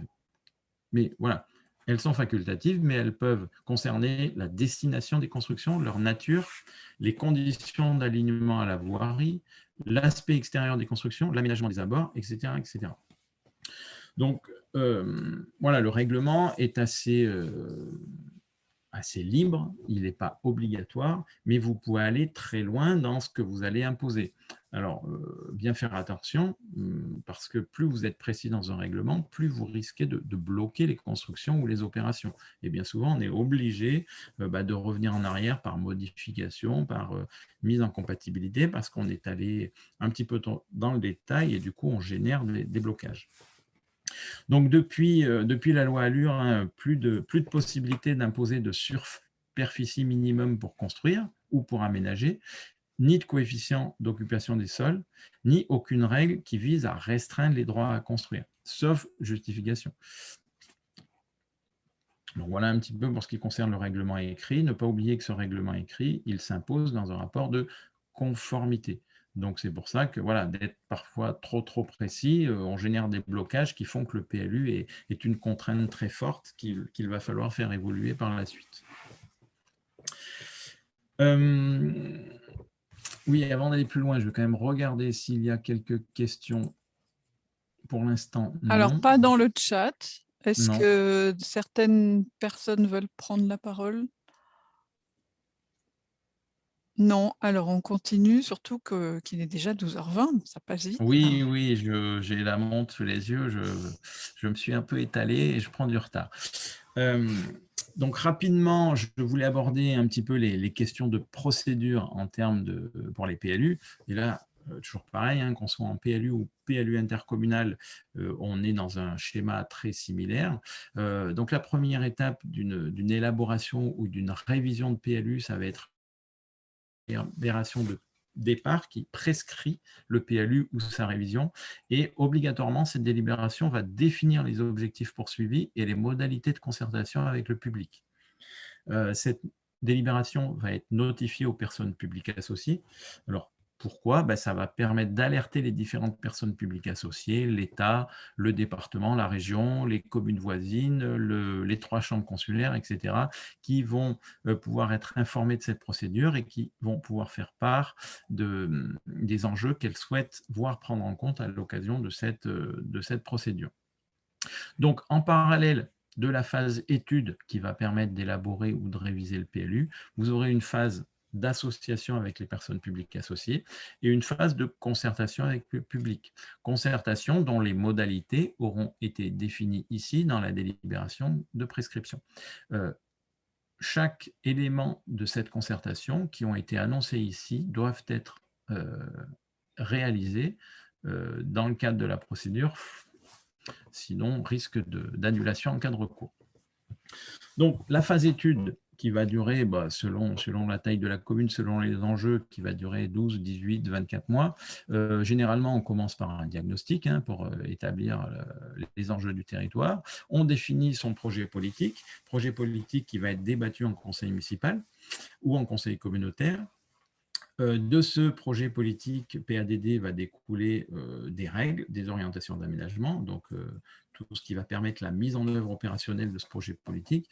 Et enfin, on va finaliser le projet de PLU, éventuellement amendé du fait de la concertation publique ou amendé du fait de l'association avec les personnes publiques associées. Donc cette phase d'étude va s'achever par une deuxième délibération au cours de laquelle on va arrêter son projet de PLU. On va dire, voilà, notre phase de travail est terminée, notre projet de PLU est le suivant, et on va tirer le bilan de la concertation publique. Tirer le bilan, ça veut dire que on va résumer quelles remarques ont été faites par le public au cours de cette phase d'étude et comment on a pris en compte ces remarques ou comment on ne les a pas prises en compte. Donc voilà, deuxième, on arrête le projet de PLU, ça c'est la fin de la phase étude, et ensuite on va rentrer dans la phase administrative. Donc on retrouve ici notre délibération numéro 2, arrêt du PLU, et la phase administrative consiste en quoi? Tout d'abord, une consultation des personnes publiques associées, consultation qui va durer 3 mois. Donc, on consulte les personnes publiques associées, on consulte la commission départementale de préservation des espaces naturels, agricoles et forestiers, et toutes ces personnes ont 3 mois pour donner leur avis. Une fois ces avis reçus, enfin en tout cas au bout de 3 mois, avis reçus ou pas, on passe à l'enquête publique. Parce que si on ne reçoit pas d'avis de telle ou telle personne, ça veut dire que l'avis est favorable. Donc, on va mettre à l'enquête publique son dossier de PLU tel qu'il a été arrêté ici, auquel on aura ajouté l'avis des personnes publiques associées, l'avis de la CDPNAF s'il y a lieu. C'est donc cet ensemble de documents, projet de PLU arrêté, avis des PPA, avis CDPNAF, qui est mis à l'enquête publique. Ça dure environ 3 mois aussi, puisqu'il y a 15 jours de publicité dans la presse pour annoncer l'ouverture de l'enquête publique, l'enquête publique elle-même qui dure 1 mois, et le rapport du commissaire enquêteur qui a 1 mois pour donner son rapport. Donc là, on voit qu'on est sur environ 3 mois ici, 3 mois ici, donc on est 6 mois. Ensuite, on va ajuster son projet de PLU pour prendre en compte les résultats de l'enquête publique et les avis des PPA. Et c'est une fois ces ajustements faits qu'on va pouvoir délibérer une 3e fois pour approuver le PLU. Donc voilà un petit peu les grandes étapes de la procédure. PLU qui sera, en cas de SCOT, immédiatement opposable. S'il n'y a pas de SCOT, il sera opposable 1 mois plus tard. 1 mois, non pas après l'approbation, mais 1 mois après l'ensemble des mesures de publicité. Donc les mesures de publicité, c'est transmission au préfet et affichage de la délibération en mairie et mention de cet affichage dans un journal local. Donc voilà pour la procédure dans les grandes lignes. Donc on voit que la phase administrative, c'est à peu près 8 mois, incompressible. La phase étude, ben, comme je le disais tout à l'heure, tout dépend des enjeux, mais en moyenne, c'est 18 mois environ. Donc 18 mois plus les 8 mois de phase administrative, on est à peu près à 26 mois de délai minimum. Différence entre la procédure PLU et PLUI. Bon, elles sont minimes, c'est notamment ici le débat au sein du conseil municipal. Dans un PLU intercommunal, ce débat a lieu au sein du conseil communautaire, d'une part, mais aussi au sein de l'ensemble des conseils municipaux de toutes les communes membres. Donc, première petite différence. Et l'autre différence, c'est que la délibération d'arrêt du PLU, le vote dans le cas d'un PLU intercommunal, s'il y a un avis défavorable d'une commune sur les orientations d'aménagement ou sur le règlement qui la concerne, le PLUI ne pourra être arrêté qu'à la majorité des 2/3. Donc, majorité, ce n'est pas la majorité absolue en cas d'avis défavorable d'une commune. Donc voilà, différence un petit peu notable, mais qui permet justement d'assurer la prise en compte de l'avis des communes dans le cadre de la procédure PLU. Donc, à côté de cette procédure générale de révision, donc ce que je vous ai présenté là, c'était la procédure de révision générale ou d'élaboration, hein. Révision générale et élaboration, c'est la même procédure. À côté de ça, vous avez possibilité de révision allégée. Donc ça, c'est la même chose, sauf que la phase consultation des personnes publiques associées est réduite à une réunion d'examen conjoint. Donc on gagne 3 mois. Les modifications de droit commun ou simplifié. Donc de droit commun, c'est avec enquête publique. Simplifié, c'est sans enquête publique. Donc ça, c'est la modification est possible à condition qu'il ne soit pas envisagé de réduire une zone agricole ou une zone naturelle ou un espace boisé classé. Donc, si on fait toute autre modification du document, on peut passer par cette procédure-là. Donc ça, c'est des procédures qui durent 6 mois. Donc, c'est court par rapport aux 2 ans et demi, 3 ans de la révision. Alors, la révision allégée, ça peut être plus court, mais c'est vraiment une révision allégée, c'est quand on n'a pour objectif que de modifier, de réduire une zone agricole ou une zone naturelle pour un objet particulier. Mais sinon, le meilleur moyen d'aller vite sur un projet d'adaptation du PLU qui nécessite une réduction d'une zone agricole ou naturelle, c'est la mise en compatibilité.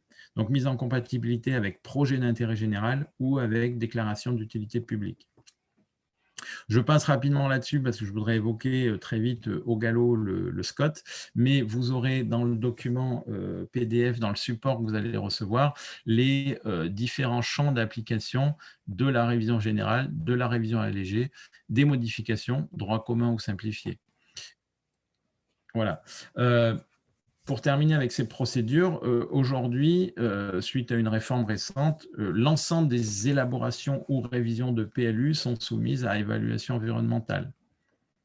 Pour ce qui concerne les modifications, elles ne sont pas soumises à évaluation environnementale de façon systématique, mais uniquement après une demande au cas par cas auprès de la DREAL, donc de l'autorité environnementale. Voilà, très rapidement pour terminer et pour pas trop déborder, je vais faire un petit focus sur le SCOT, beaucoup moins approfondi que sur le PLU, et puis il y a pas mal d'éléments qu'on a déjà évoqués. Bon, pourquoi mettre en œuvre un SCOT? Je l'ai dit tout à l'heure, c'est pour assurer la mise en cohérence des politiques sectorielles à l'échelle des communes ou des intercommunalités qui font un PLU ou un PLU intercommunal. L'objectif étant bien sûr aussi non seulement la mise en cohérence, mais l'intégration du développement durable dans tous ces projets. Donc, le SCOT est vraiment mis en place pour ça, pour assurer la cohérence et coordonner les politiques menées à l'échelle locale en matière d'urbanisme, d'habitat, de déplacement, d'activités économiques et commerciales, d'environnement, etc. C'est vraiment, l'idée, c'est d'organiser un territoire, un bassin de vie par l'intermédiaire des documents d'urbanisme locaux, PLU, PLUI, carte communale. Donc, je n'ai pas trop évoqué effectivement la durée de vie d'un PLU, mais il n'y a pas de durée de vie. Hein. Un PLU, légalement, il n'y a pas de durée de vie. Un PLU, il peut être fait pour 10, 12, 15 ans, mais il peut s'avérer nécessaire de le réviser au bout de 6 mois après son approbation. C'est tout à fait possible.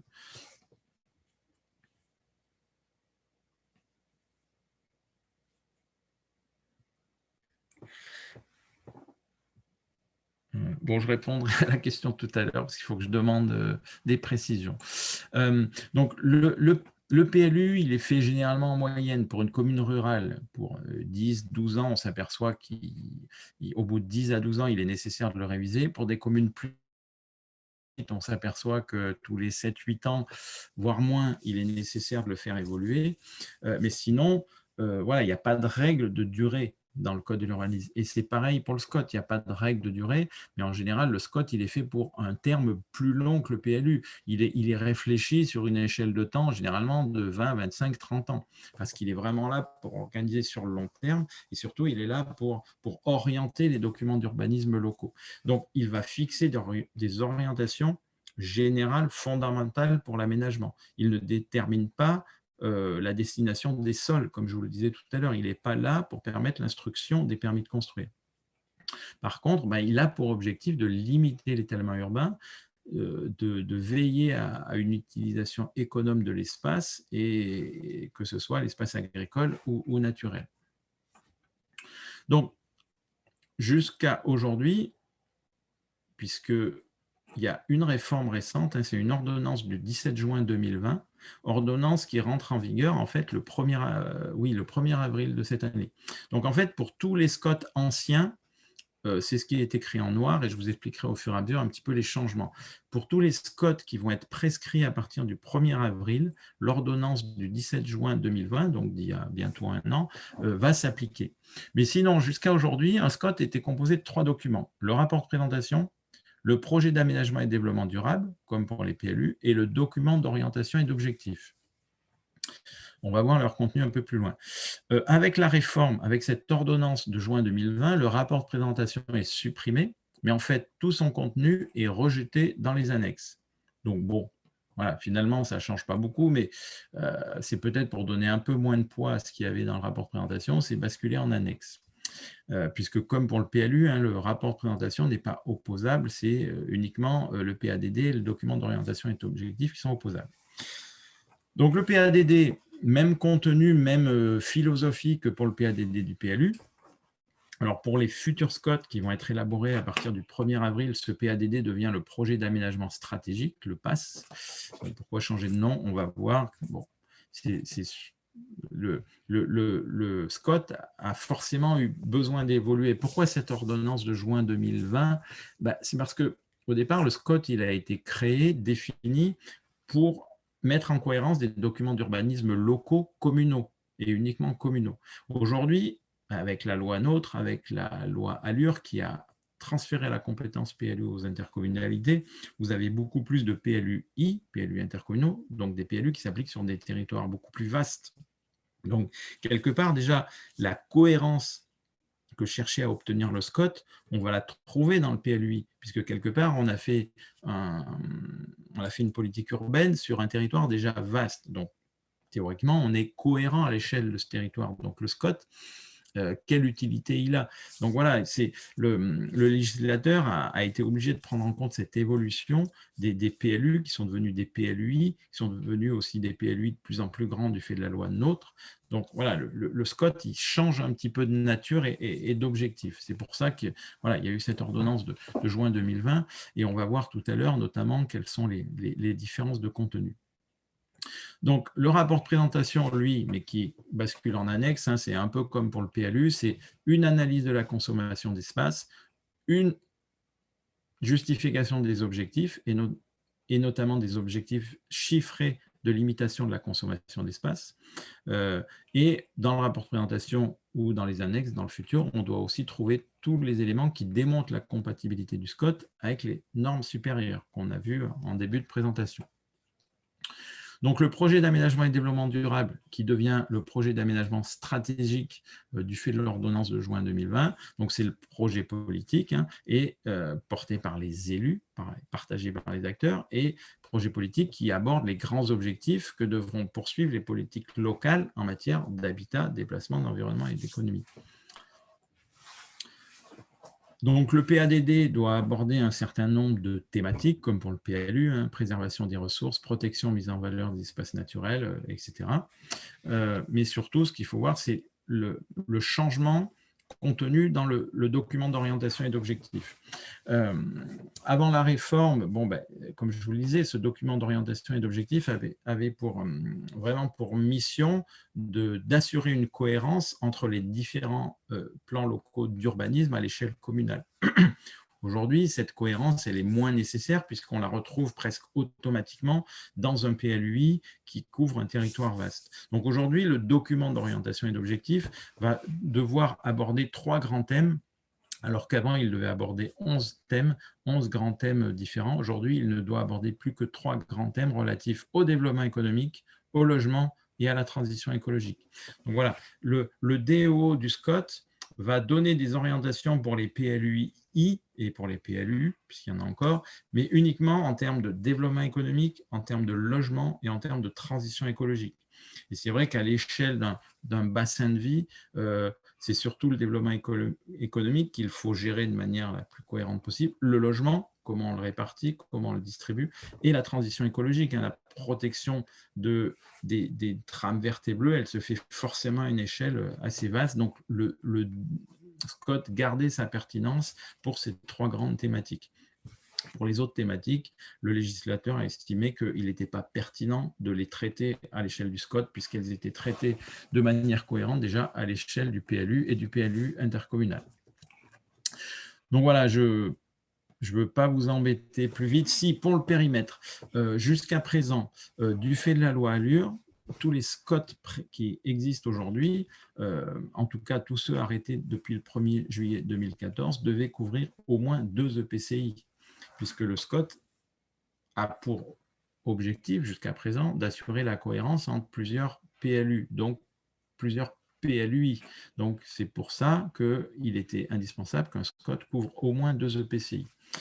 Aujourd'hui, avec l'ordonnance de juin 2020, le périmètre en fait, du SCOT doit être proche du bassin d'emploi ou du bassin de mobilité. Donc il est tout à fait possible qu'un SCOT en fait, ne couvre qu'un seul EPCI, donc qu'un seul PLUI.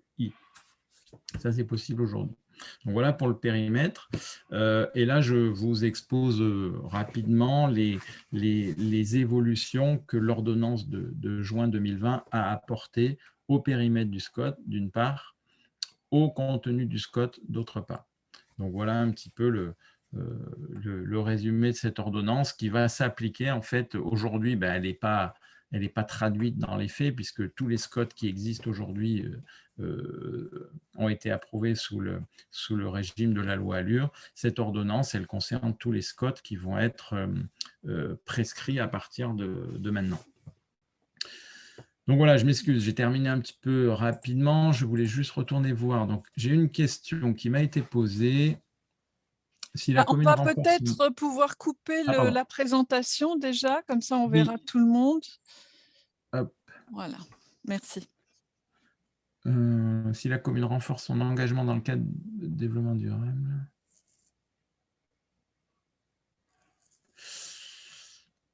Doit-elle réviser le PLU en cours ou s'inscrira-t-il d'office dans le futur PLUI? Je suis désolé, je ne comprends pas la question, il faut me l'expliciter. Parce que si la commune renforce son engagement dans le cadre de développement durable, c'est-à-dire... Allez-y, Nicole, activez votre micro. Oui, bonjour. Merci d'abord pour cette présentation. Vous avez coupé votre micro, là, on ne vous entend plus. Voilà. Et merci pour votre présentation très complète. Oui, non, l'orientation de la commune depuis donc l'an dernier est de renforcer véritablement sa vision globale temps et de rester dans ce juste équilibre si nécessaire dans le cadre du développement durable, avec notamment un plan plage qui a été mis en œuvre et dont les orientations sont très fortes à ce niveau-là. Et du coup, la commune est dans cette réflexion un peu plus générique, on va dire, sur ces diverses orientations pour être dans cette cohérence, on va dire, non pas uniquement plan plage, mais également dans cette réflexion plus globale au niveau du développement communal. Donc, le PLU est de fait en évolution par rapport à ces orientations. Donc, la question porte sur cela, puisque la commune a fait le choix d'un engagement durable relativement bien marqué. Faut-il faire évoluer ce PLU dans le même cadre? Oui, tout à fait, puisque si vous avez des objectifs bien, comment dire, bien différents par rapport à ce qui est contenu dans votre PLU actuel, vous avez intérêt à faire évoluer votre PLU pour intégrer dans un nouveau futur PLU vos nouvelles orientations en termes de développement durable, en termes de plan plage, j'imagine avec de nouvelles protections, de nouvelles dispositions. Donc ça, alors peut-être qu'une modification peut suffire, d'ailleurs j'en sais rien, ça il faut regarder, mais bon, mettons que ce soit une révision, ben oui, il faut engager cette révision. Après, est-ce que ça s'inscrira d'office dans le futur PLUI? Oui, si la commune pèse d'un poids suffisant auprès du conseil communautaire pour faire passer, comment dire, ses souhaits, ses objectifs, et puis après, si le conseil communautaire n'a pas tout à fait la même sensibilité et que, voilà, pas forcément, mais après, si l'intercommunalité prend la compétence, de toute façon, PLUI, même si vous avez lancé une révision aujourd'hui, c'est l'intercommunalité qui la finira, la révision de votre PLU, enfin qui deviendra d'ailleurs un PLUI, mais avec les sensibilités, avec les orientations qu'elle voudra bien mettre dans son PLUI. Et vous pèserez du poids, alors je ne sais pas, si vous êtes une communauté de communes de 30 communes, ben vous êtes une parmi 30. Si vous êtes au milieu de 60, vous êtes une parmi 60 avec, dans beaucoup de cas, un poids et un nombre de voix qui est lié peut-être à la population aussi. Enfin voilà, vous aurez forcément plus de pouvoir si vous faites votre PLU vous-même, ça c'est sûr, mais après, vous le saurez, vous serez fixé au 1er juillet 2021, peut-être que vous n'aurez plus les cartes en main. Voilà, moi, tout à l'heure, je n'ai pas trop dit parce que j'étais un peu en retard, mais ma position par rapport au PLUI, pour moi, avant la loi NOTRe, et même avant les lois Allure, pour moi, c'était une évidence qu'il fallait faire du PLU intercommunal. Sauf qu'aujourd'hui, avec la loi NOTRe qui nous a créé des intercommunalités qui sont grosses comme des mammouths, pour moi, c'est pas cohérent de faire des PLU sur des territoires aussi vastes, d'abord pour des questions d'hétérogénéité des territoires, et puis pour des questions aussi pratiques et de mise en œuvre de la procédure de révision. Moi, je fais du PLU depuis 20 ans. Je vois le temps qu'on met pour faire un PLU sur une commune, la complexité que c'est pour faire comprendre précisément l'outil à un conseil municipal et pour faire en sorte que ce conseil municipal traduise dans son PLU les choix qui sont les siens. C'est 2 ans et demi de boulot, c'est 30 réunions et à faire beaucoup de pédagogie. Sur une intercommunalité où il y a 50 communes, je ne vois pas comment on peut faire ça de manière aussi poussée, aussi détaillée, aussi bien, quoi. C'est forcément dilué. J'ai assisté à des réunions de PLUI, je vois bien comment ça se passe. C'est une grosse machinerie qui se met en route, qui va bien souvent durer entre 6, 7, 8 ans. On met aussi longtemps à faire un PLUI qu'à faire un SCOT, parce qu'on est très nombreux autour de la table. Et puis, trouver un objectif commun quand on est 50, l'objectif commun à 50, il sera forcément beaucoup raboté pour faire plaisir à tout le monde. C'est un petit peu le problème de toute décision démocratique. Si on veut qu'elle soit validée par tous, bien souvent, elle est un peu fadasse. Donc vous, je ne sais pas, vous avez peut-être quelque chose d'hyper poussé en termes de développement durable, en termes de protection des plages. Est-ce que tout le monde va l'entendre de la même façon au sein de l'intercommunalité? Voilà, c'est ça le problème du PLU intercommunal. C'est que je trouve qu'on dilue trop les choses et pour pouvoir finalement avancer et faire quelque chose, on se retrouve sur quelque chose, sur un document qui est plus fade et moins ambitieux. Parce que quand on veut être ambitieux, souvent il faut, ou alors il faut y passer beaucoup de temps, faire beaucoup de pédagogie, mais c'est-à-dire qu'il faut qu'il y ait un élément moteur là au milieu et qu'il fasse le tour de toutes les communes pour les convaincre, pour dire voilà, là c'est important, cet objectif-là, il faut le mettre en œuvre. Mais c'est énormément de temps, c'est hyper chronophage. C'est pour ça qu'aujourd'hui, moi, depuis la loi Allure et surtout autre qui a fait exploser la taille des intercommunalités, je suis beaucoup moins convaincu de l'efficacité du PLUI. Puis je le vois, je le constate autour de moi, la vitesse à laquelle ça s'élabore, c'est très long, puis c'est finalement très coûteux, parce qu'on nous dit qu'il y a des économies d'échelle dans un PLUI. Mais c'est faux en fait. Parce que l'économie d'échelle en termes d'études, vous la perdez 2 fois dans le nombre de réunions qu'il faut faire. Le diagnostic, vous allez le présenter dans toutes les communes. Le PADD dans toutes les communes. Enfin, moi, j'ai répondu à plusieurs appels d'offres PLUI. Rien qu'en termes de réunion, non pas de travail, mais de présentation, parce qu'il faut informer tout le monde. Mais je suis parfois à 80, 100 réunions juste de présentation. Donc, c'est énorme en termes de coûts. Enfin, donc, voilà, l'économie d'échelle dont on parlait à une époque, elle n'est pas vraie. Et c'est vraiment très compliqué à mettre en œuvre. Mais bon, voilà, c'est paraît-il l'avenir, donc il faut y aller. Mais là, vous allez avoir 3 mois pour vous poser des questions. Est-ce qu'on met en route la minorité de blocage ou pas? Posez-vous ces questions-là. Un PLUI, le pouvoir est très dilué. Hein. Vous êtes une commune parmi beaucoup d'autres.